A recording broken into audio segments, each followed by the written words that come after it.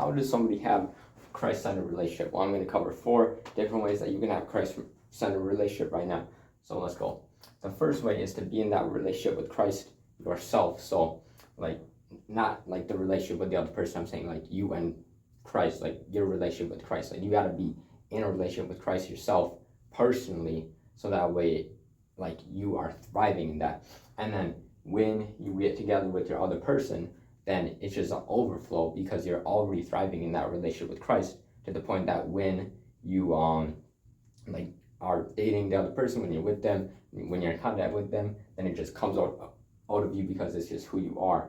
And also another really important way to know Christ is to be in the Word of God, because the only way to really know God is by reading His Word, because he like shows us who He is in the Word. The more that you know God by reading His Word, and the more you understand Him, the more you're gonna understand who's outside of Him, and the more you're gonna understand like the behaviors that are outside of Him, and the more you're gonna be able to be directed to have a Christ-centered relationship. So it really takes like just putting in like repetitions of reading the Word to get to know God. Not just reading the Word just to just intellectually know, but reading it consistently to know God, which is like the ultimate thing to do with this, like understanding God. So by reading habit, I also got a ton of videos on my channel. You can check them out.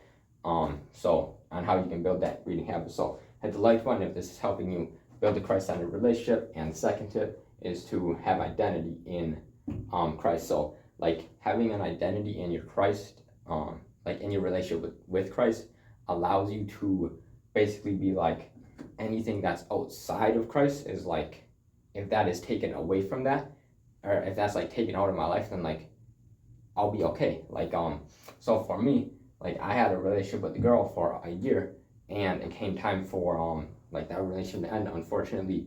And it just you know, that's just how it goes in life. Like not all relationships are like are good, and some things just have to end, and that's okay.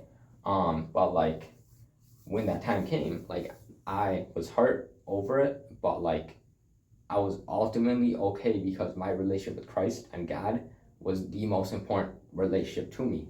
And I knew that because like I just was like, I'm solid in God, and I know that God will never leave me, and he'll always be here for me no matter what. And so because I'm strong in Him, then like everything else is just secondary to that. And so I'm just like, understand your identity in God over everything, so that way you're not like, also so you're not just looking to the other person for your identity, which is really dangerous, because we're not meant to hold the weight of our relationship with God. Like we're meant, like I don't want to date a girl that doesn't understand her identity in God.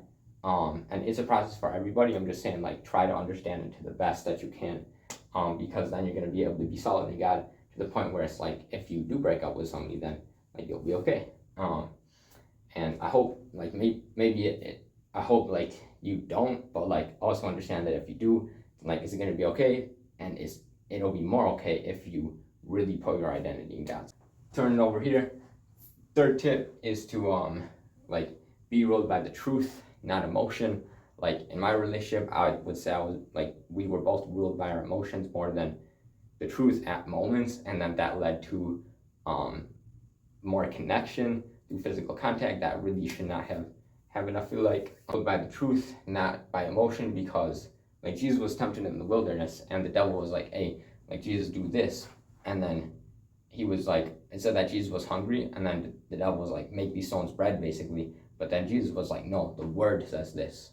So he's like, so Satan's like, emotion says this, and then Jesus is like, no, the word says this. And in relationships, like with like hormones, I think, and things like that, it's like we want to do a lot of things, and it's like we got to be ruled by the truth over our emotions. And the more that you read the word, the more you're going to understand the truth, because it's like you just really have to be rooted in that. And that's how to have a Christ-centered relationship, is by reading the word and being rooted in identity with God, and like putting the truth over your emotion at times. I'm not saying you can't have any happiness. Like it can be a really joyous experience. Like marriage is super joyous. It just takes work as well. So just like keep that in mind. And it's always better when you have the Word of God guiding your life than when you're just being ruled by your emotions, because the Word of God is consistent, and He cares about us, and He wants the best for us. That's why He wrote the book to us, basically. So fourth is to have community. For me, like my faith has like gone like upwards from having community, this arrow was like straight, but like it's not. It hasn't been a straight line. It's been like there's been like different curves and everything, but overall, it's been like upwards like a lot. And it would be like if I didn't have community, then it would probably be like this, or like this, and then this, and then this, and then this.